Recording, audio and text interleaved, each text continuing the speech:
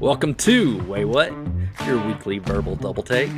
This is a rabbit hole podcast where a couple of old guys do moderate to shallow dives into various topics, ranging from true crime, paranormal, sports, pop culture, or anything else that we find interesting.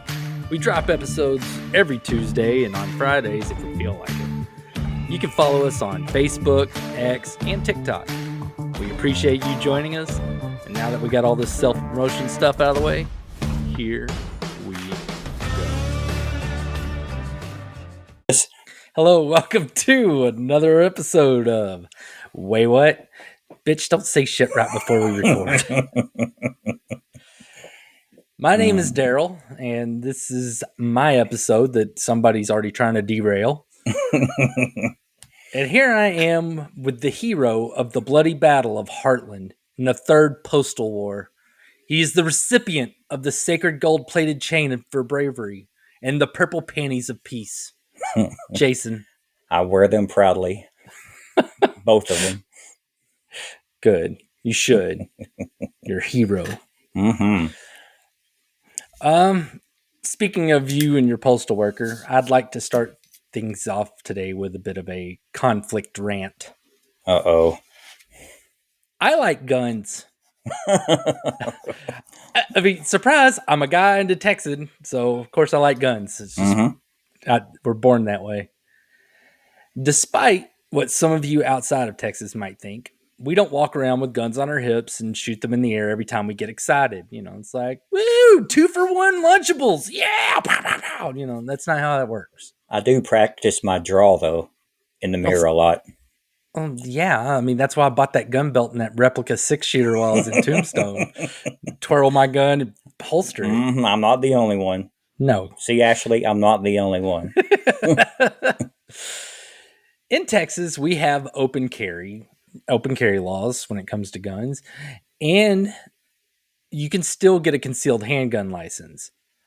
The reason they still do both is with a concealed handgun license, you get some added protections and it shows that you've been educated and all that. So when you inevitably go to court for shooting somebody, because even if they break in your house, you got to go to court for shooting somebody.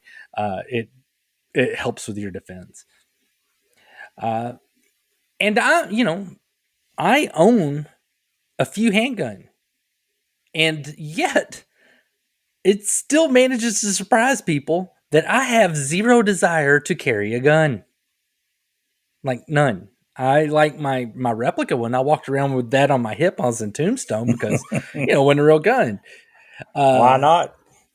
Well, because I don't want to. I just don't. I mean, I enjoy shooting guns, and God help anybody that tries to break into my house, because I'll admit I'll probably enjoy shooting them too.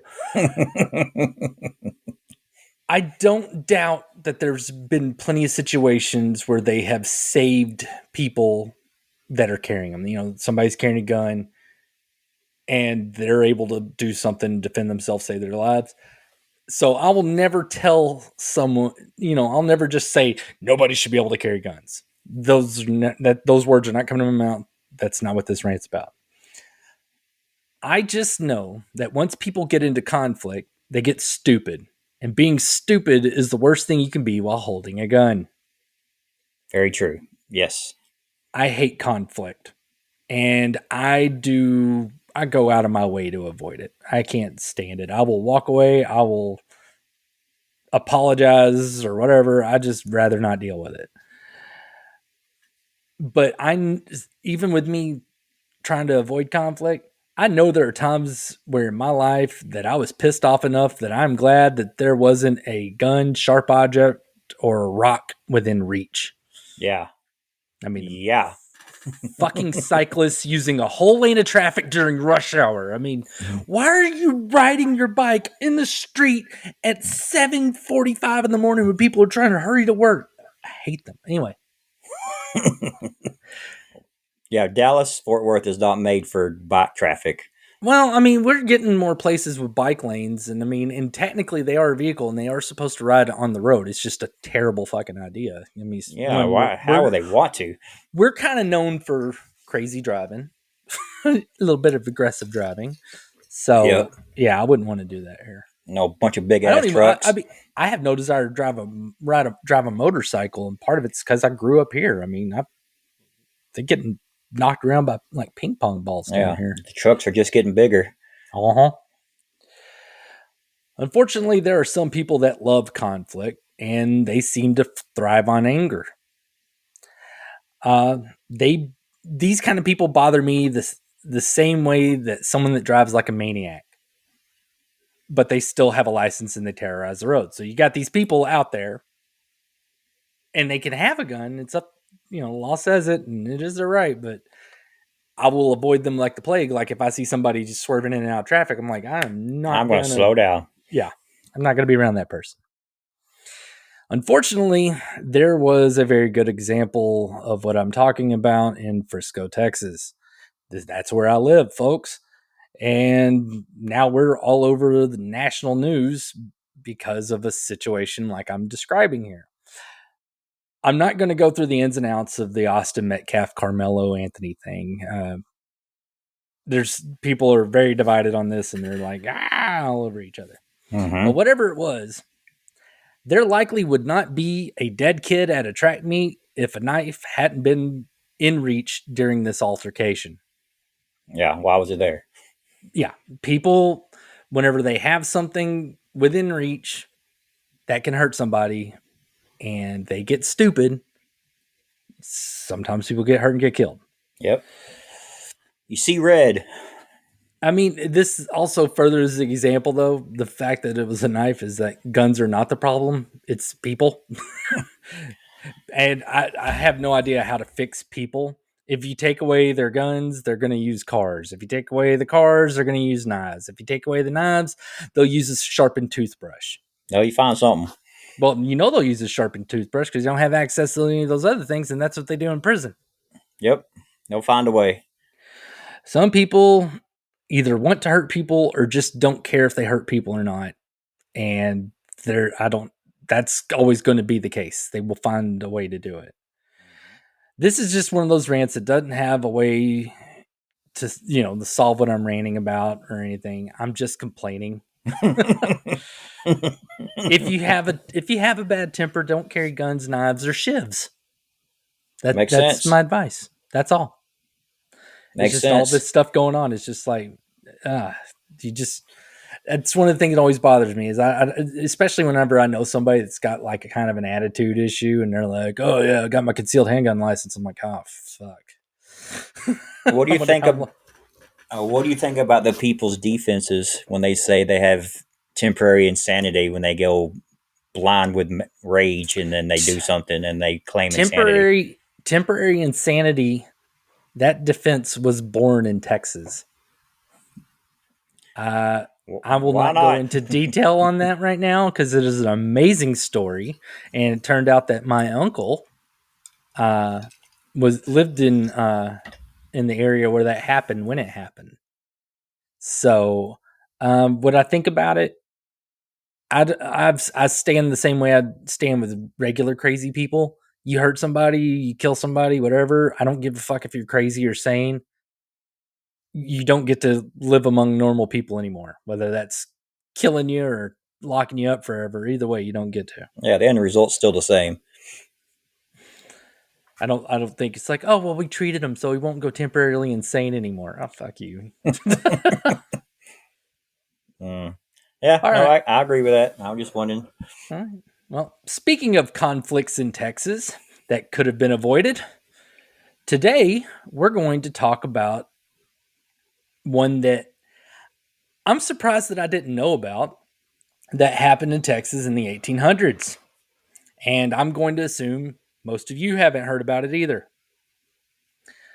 I'm sure you've heard of the gunfight at the OK Corral, the Uh, Hatfields and the McCoys, uh-huh. and definitely the Lincoln County War. That last one, for you folks that are saying, I never heard of Lincoln County War, it's the plot of Young Guns. It's what made Billy the Kid famous. And you're like, Okay. oh, okay, I know what that is. Uh-huh. Uh-huh. But it's very likely that you've never heard about Texas's San Elizario Salt War. Nope. Nope. Say salt. Salt. All right. Yep.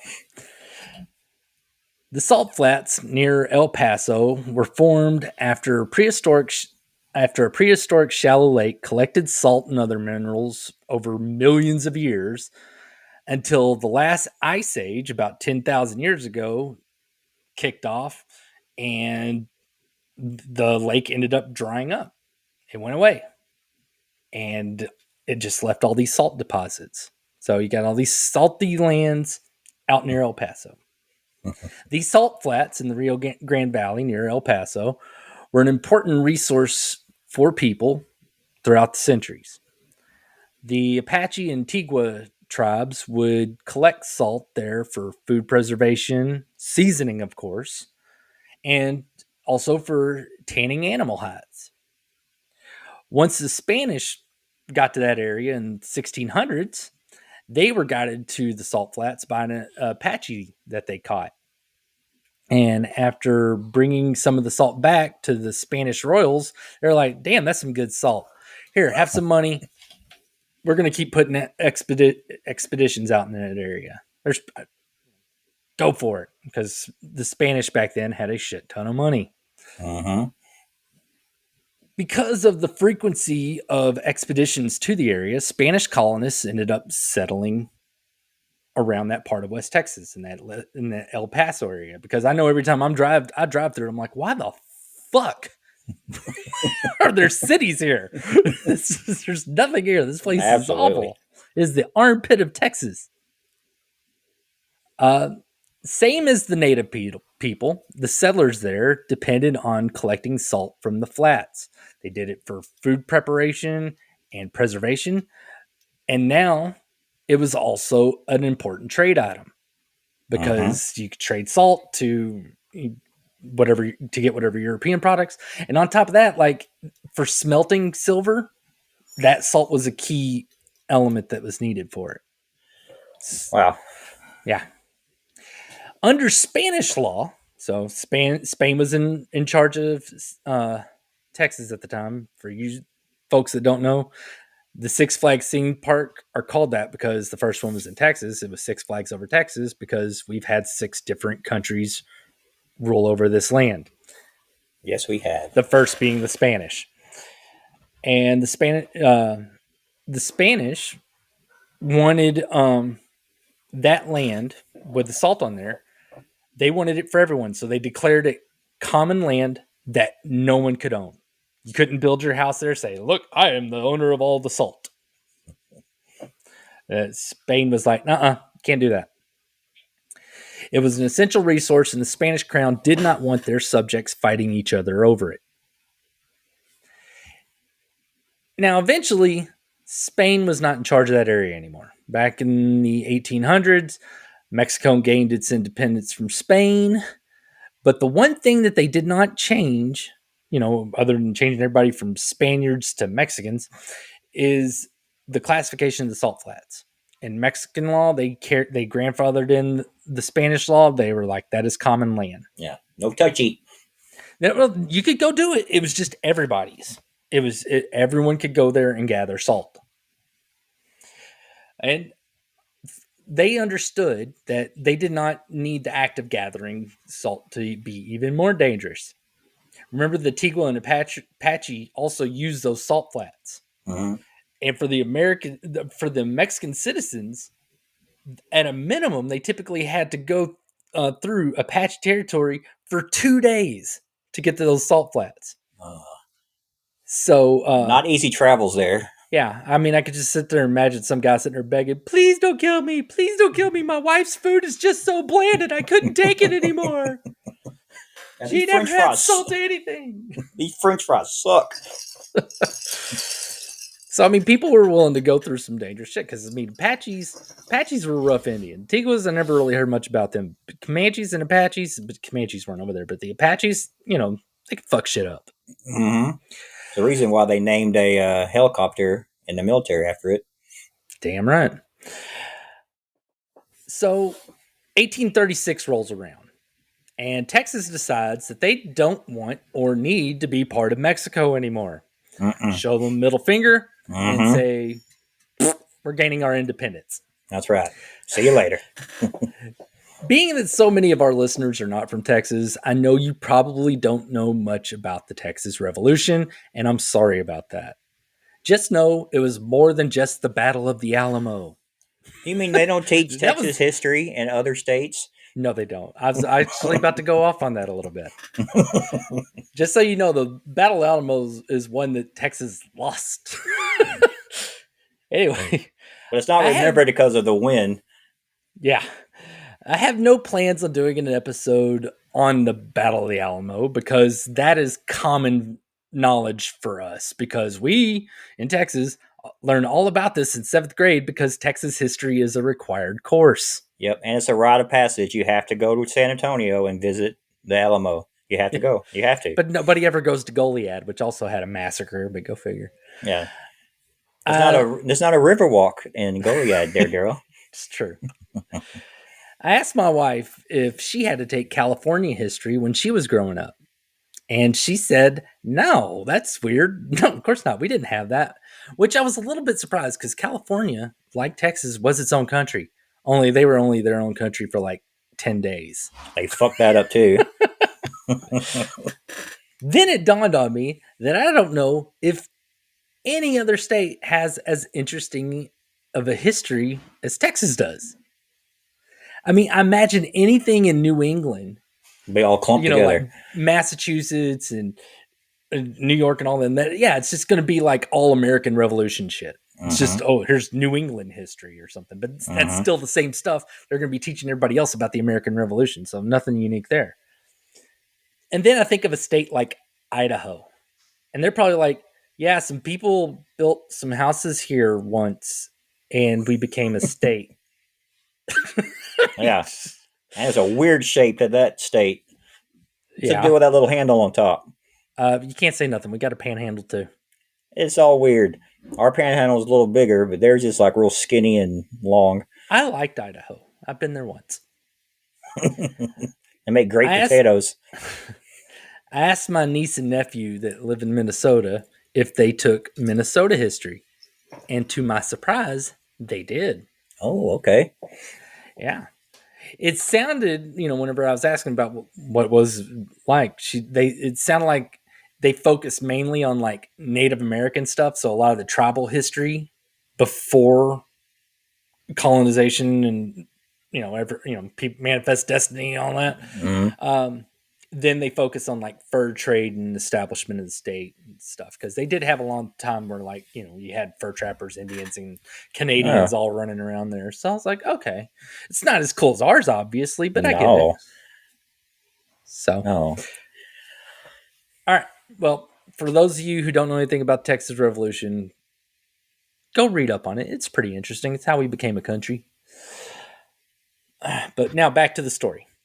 Texas gains its independence and becomes a country. After the war, Texas is spending a lot of time arguing with Mexico about the border.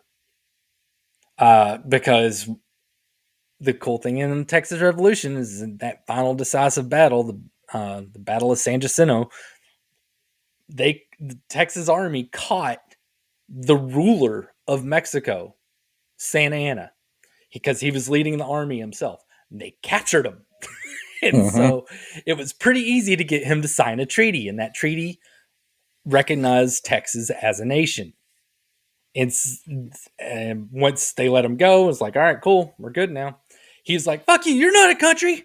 And they're like, yeah, we are. And he's like, and even if you were, the Rio Grande isn't the border. And so they were spending a lot of time arguing back and forth about this. After, 10 years of being a country and dealing with that crap, Texas becomes a state in the United States. The Mexicans that then became Texans, because there were some American colonists over there that, there were some American colonists that colonized Texas, and some of them were out in that direction. But a lot of the people out there were Mexican. But once Texas got independence, they were just Texans, just like everybody else that lived there. Nobody was Mexican anymore, because even the colonists, whenever they colonized Texas, they did it while Mexico was in charge. Technically, they became Mexicans.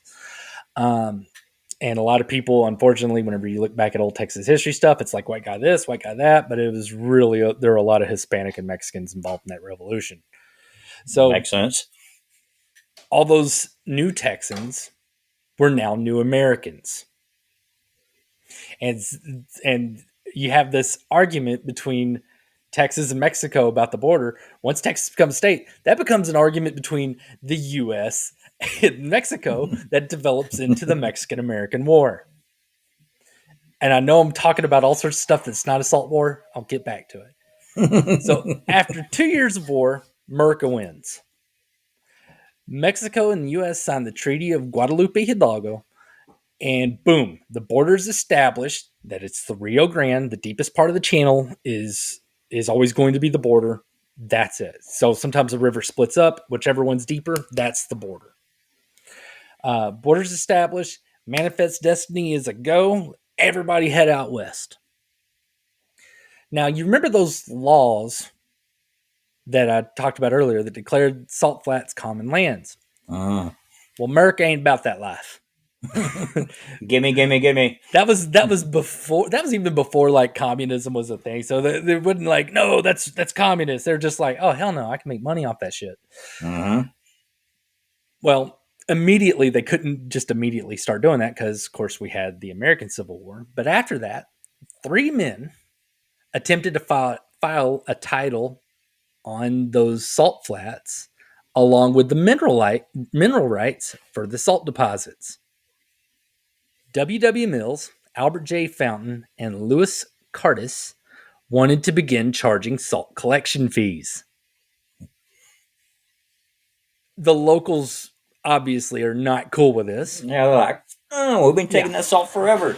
And it's not just the Americans that live on the American side of the border or the Hispanic ones. I mean, when I say Americans, I mean both.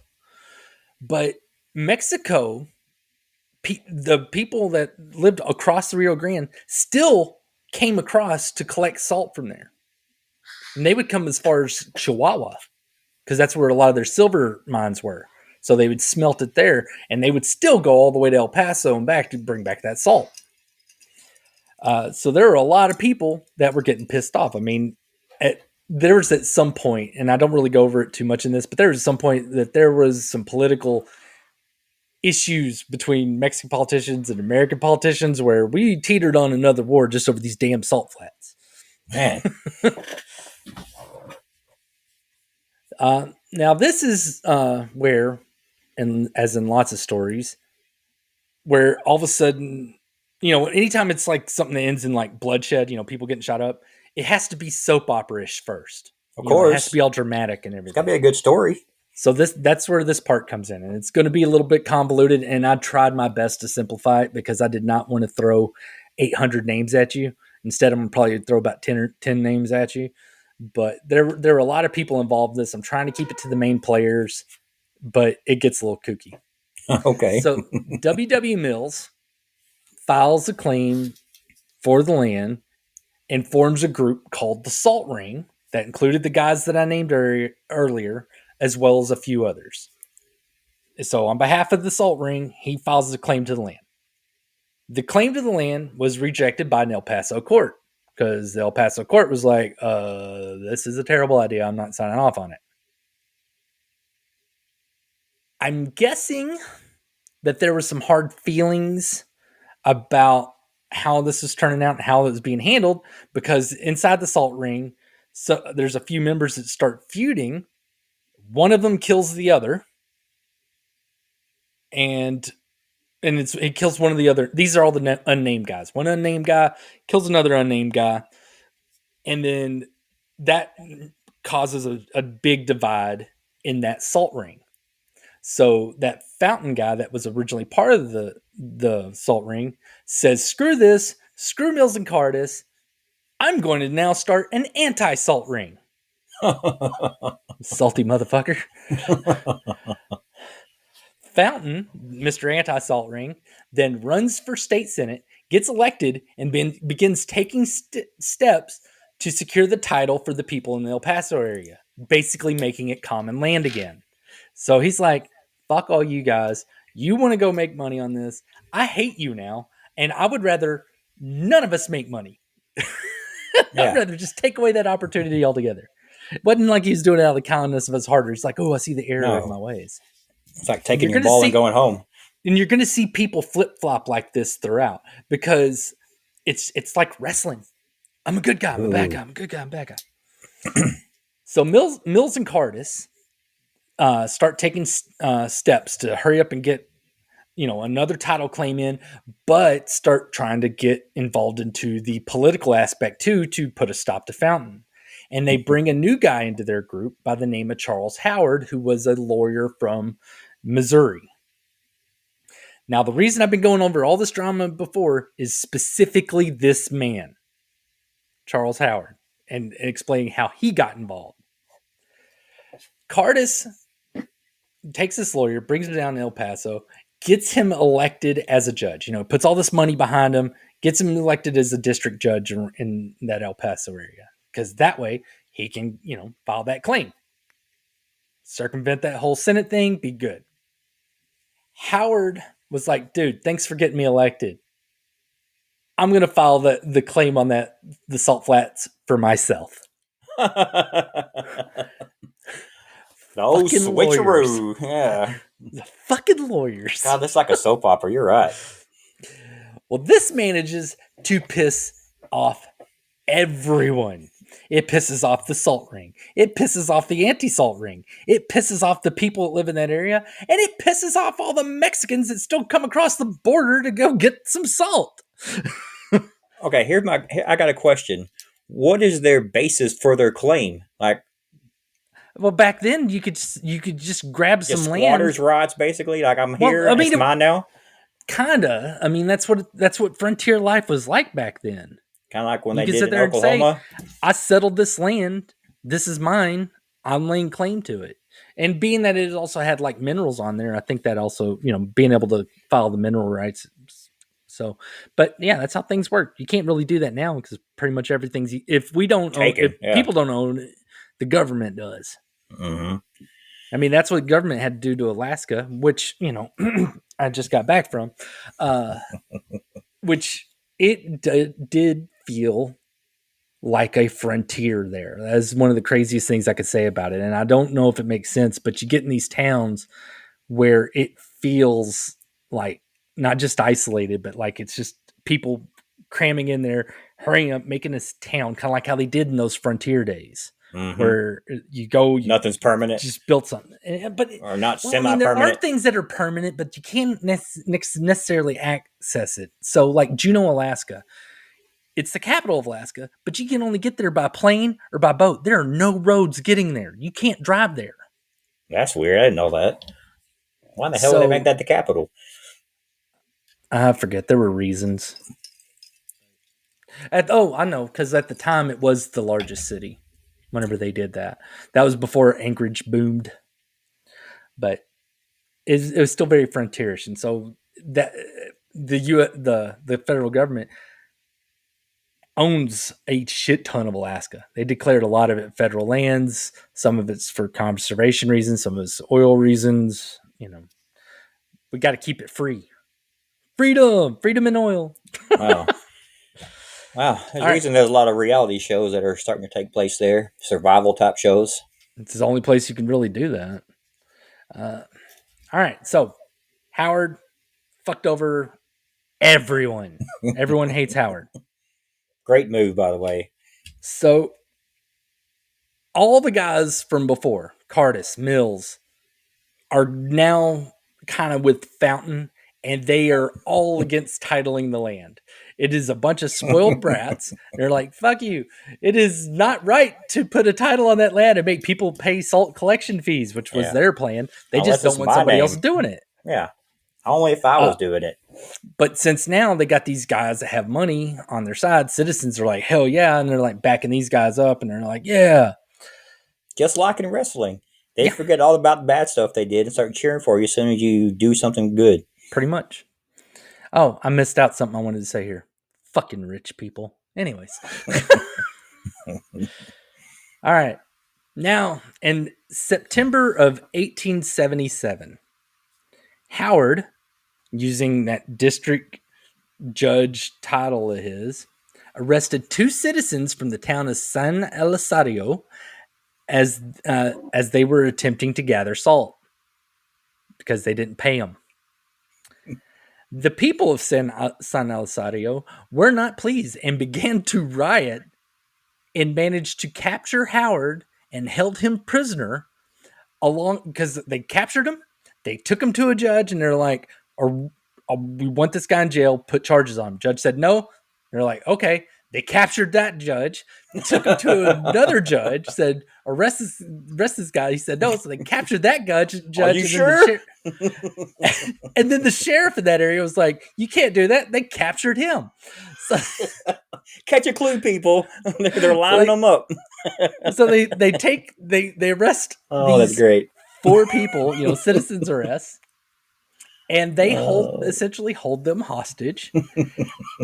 And until like a couple of the other, the judges and the sheriff in there are like, we will pay a $12,000 bail if you let him out. So here's some money. And he'll give up his claim to the salt flats and he'll just leave this country. He'll move on. He'll go somewhere else. Pretty good deal. Yeah. And he was like, yes, I will do that. I promise.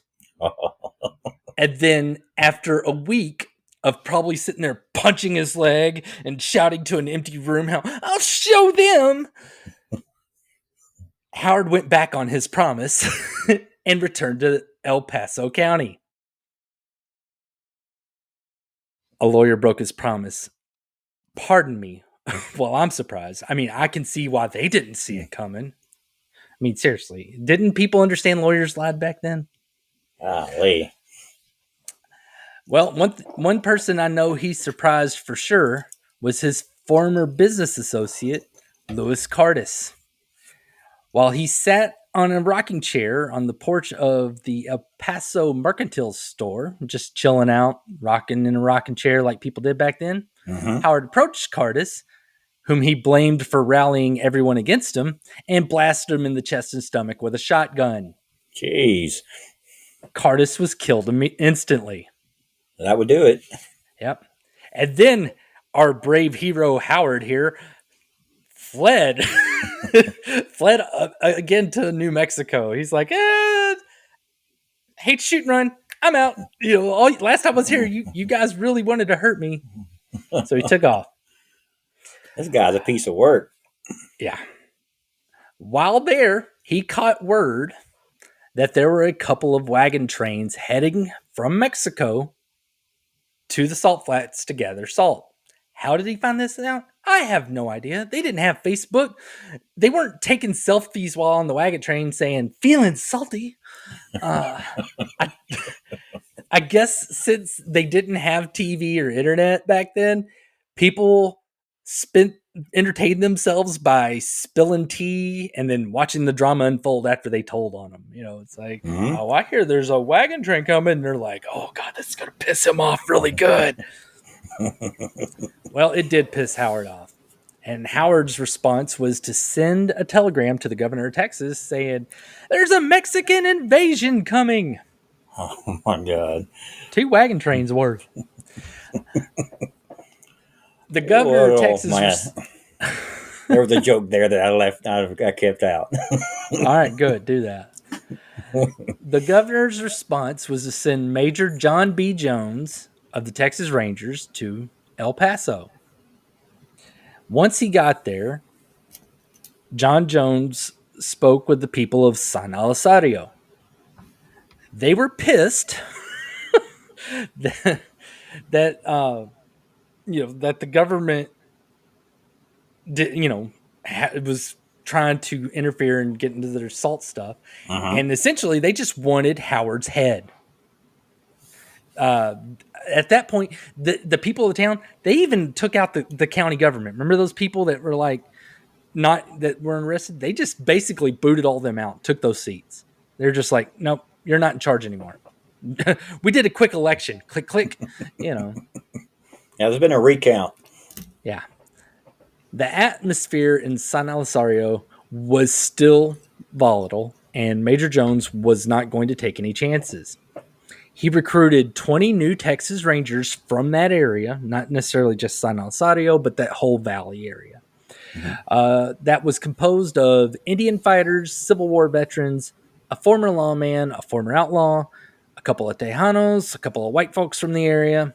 Nice, good little mix, but the problem is none of them have really worked together before, and none of them been Texas Rangers, law enforcement. They were always soldiers, except for that one guy. So It's like a Magnificent it's a Seven. bit of a kinda, but not magnificent. I'll get to that. He then put them under his lieutenant, John B. Tays, said, I trust you. You got this. And then he left. Jones is like, you got this. I'm out of here. These people are pissed. Howard, once again, cooling his heels in New Mexico as he waited for his murder trial. Oh, wait, did I skip that part? Oh, I left a part out. I know I wrote it. All right. While that Major Jones was there, I accidentally skipped it. He calmed them down enough to get them to abide by the law. Mm-hmm. He got Howard back into town to have him arraigned for murder. Then he posted bail. Then he went back to New Mexico. So he had everybody chilled out, saying, hey, we're going to do this by the law. I know he shot somebody, but we're going to do this the right way. Then he recruited the 20 Rangers, left his assistant in charge, and got the fuck out. All right. So Howard was cooling his heels in New Mexico as he waited for his murder trial in March of 1878.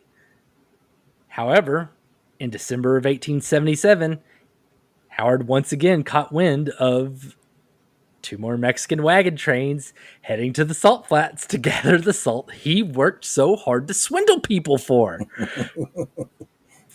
Howard took off for San Elizario again.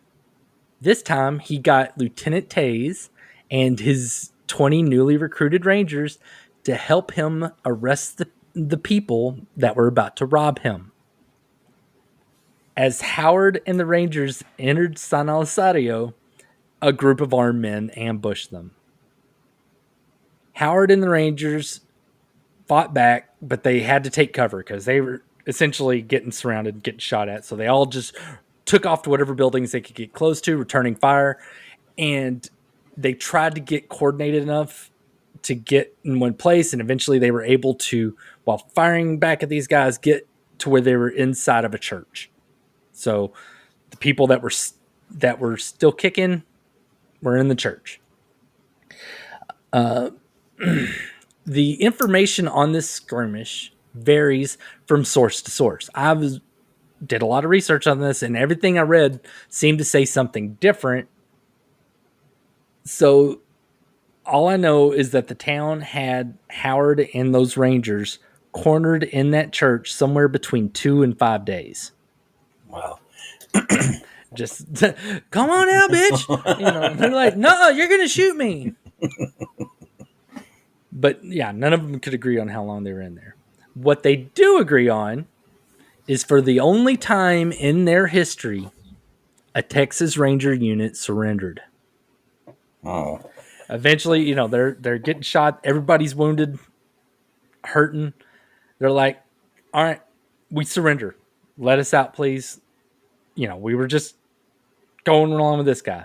Upon their surrender, the armed people of San Elizario took Howard and 2 of the Rangers and immediately executed them via firing squad. Damn. Yeah. That's one way to do it. They then hacked their bodies to pieces and dumped the parts into a well. Now, for our listeners that aren't from Texas, you might be stunned by this, but this is actually kind of how Mexico handled things back then. Typically, any revolutions they squashed, they would hack up the bodies and scatter them around. If you go to Mexico, I think it's Mexico City, they have monuments built to revolutionaries where they have their actual skulls in there. And Mexican government usually tries to squash that. They don't want people saying, "Oh, here's these great revolutionaries. Let's praise them and kind of look at them and remember them. Yeah. They typically try to hack up the pieces and get rid of them. That's what they did with Davy Crockett, William Travis, Jim Bowie, all the people in Alamo. Alamo. Nobody knows where their bodies are. There's lots of talk about them getting hacked to pieces, burned, and the bones scattered. That's how they do things. Pancho Villa. Nobody knows where his body is. Mexican government killed him. They made sure to bury him somewhere without telling anybody where, because they did not want people following, saying, Another but he died a uprising, hero. Yeah. So that's just how they did things. And at the time, that part of Texas was still very Mexican, not in the sense of it, it was Mexican, but I mean, it was just Mexico not that long before. All told, the battle's aftermath racked up 12 people dead, 50 wounded.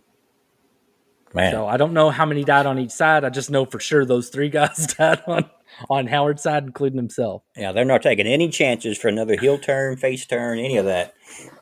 Yeah. Now, it'd be super fun to sit there and entertain and be like, all this over salt? People hated bland food so much they killed for it? But that's not the case. This fight was all over greed. There was never going to be a fight over this until somebody got greedy. Mm-hmm. And that's what happened. Now, of course, the state of Texas could not let their big bad law enforcement agency get punked like that.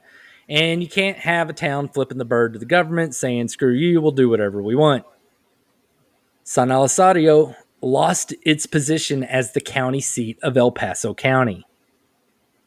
They then just moved it to El Paso. Originally, San Elizario was the large town there. It was a large city. Mm-hmm.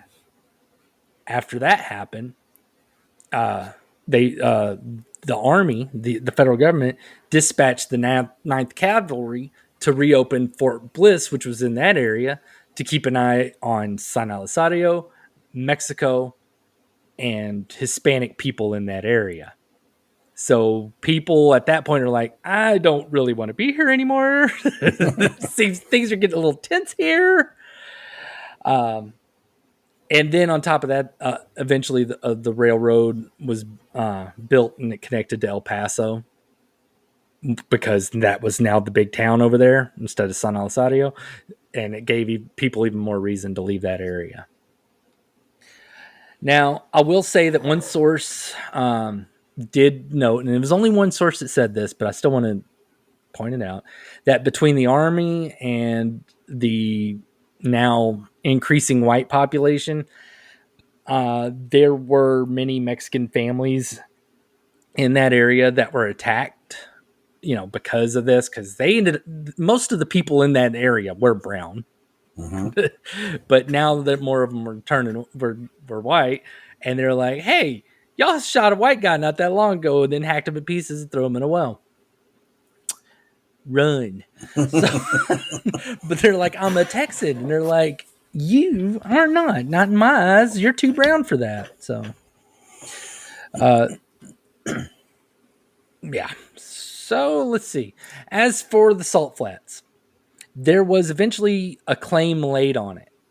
So someone eventually did get a claim laid on it, and salt gatherings came with a cost, just like Howard and the Salt Ring were trying to do. But it did not last long.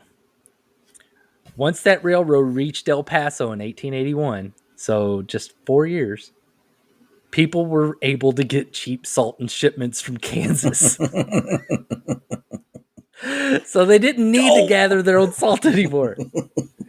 So just the 4 years after the fight, the thing that they were fighting for was now officially pointless. The greedy bastards lost because their claim was now worthless. It's just salty land now that people didn't need. Yeah. Many of the citizens, the Hispanic ones, they had to leave their homes and go to Mexico to avoid persecution because, like I said earlier, they shouldered a lot of the blame. People like an easy target. Why talk to people and say, hey, were you involved in that incident? Whenever you could just color code them and say, hey, all those brown folks were involved in that incident. Wasn't the first time the United States did that. No. It would take too much time if they were sitting there saying, "Hey, white guy, were you involved?" And him be like, "Yes," and then or like, "No, just go for the brown ones with the accent. Go for them." Mm-hmm. And they were like, "Yeah, fuck this, I'm out." And they went to Mexico, where they could potentially live without some idiot putting a bullet in their ass. And that kind of does it for that story. So the next time you go to McDonald's or Whataburger and you're enjoying those salty fries, I want you to think about this episode and think about how many heads you would take if someone was trying to take away the salty goodness of those fries. You know, they're like, "Here, have some bland McDonald's fries." Oh, fuck you. I would take a head. That's incredible. I know for sure my mom would. She would turn into Rambo if somebody tried to take her salt from her. That woman salts everything. I think she even salts her toothpaste. I was making fun of her for that on that cruise, the Alaskan cruise, because like before she even tastes anything, she salts and peppers it, and then on top of that, she puts like a ton of pepper. Like everybody, like Denise was having so much fun making fun of my mom over that. Ashley does the same thing before she even tastes it. She puts salt and pepper all over it. I'm like, how do you know what if it's already salty? Yeah, I don't get that. Take a chance. Take a taste. I mean, it kind of ends a little sudden, but I mean, I knew that this episode was kind of on the longer side, so I was trying to cut it off. But it was interesting, though, with all the turns and people like, I want it. Well, if I can't have it, I'm just going to go against you now and get a posse to go against you, and just kept fighting back and forth. Just petty bullshit that all got out of hand. But I mean, seriously, that Charles Howard guy, total dick. It's like, yes, thank you for getting me elected. Now, fuck all of you. I'll take it for myself. I mean, it's like, oh, I mean, that he's lucky he didn't catch a bullet in his ass immediately. Right? Yeah. Man, good story. All right. Anything else? Any questions, class? Just know that anytime you hear about land disputes, it always ends in some sort of murder. Jason knows. He works in claims, titles, and shit. Man, land disputes. This is the first time that I felt like my history degree kind of helped a little bit. Yeah, you were flying through that stuff. All right, well, I'm going to end this before, I end up saying things I don't need to, like I did about my mom. Might piss her off, but it's not like she listens anyway, so who cares? Join us next time when Jason, if he isn't too busy rallying a posse to take down Raising Cane's for charging extra for extra cane sauce. Oh, they better not. They do. Well, they better not if I have to get an extra piece of garlic toast. Man, that stuff's good. If Jason survives the warrior with Raising Cane's, he'll tell us some stuff that'll make us say, "Waywut, that bread is the best." Me and Violet will go to town on that. Yeah, no coleslaw, double bread, please. She does a every time she eats that, she does a happy dance, a yummy dance whenever she eats it. So the chicken sometimes is. I don't give a shit about their chicken. I'd eat a loaf of that bread. It never disappoints. It's always good. It's so good. All right. Well, I'm hungry now, so bye. Later. Thank you for joining us for Waywut. If you would, tell your friends or your enemies that they can watch us on YouTube or Rumble. And if you don't want to see our face, or if they don't want to see our faces, you can listen to us on your preferred audio platform. That's Spotify, Apple Podcasts, Amazon Music, Pandora, you name it, we're probably on there. Please like, review, and comment on whatever platform you joined us on today. We'd appreciate that a ton. Again, just thank you for listening and watching. We hope you'll join us next time. We'll make you say, "Wait, what?"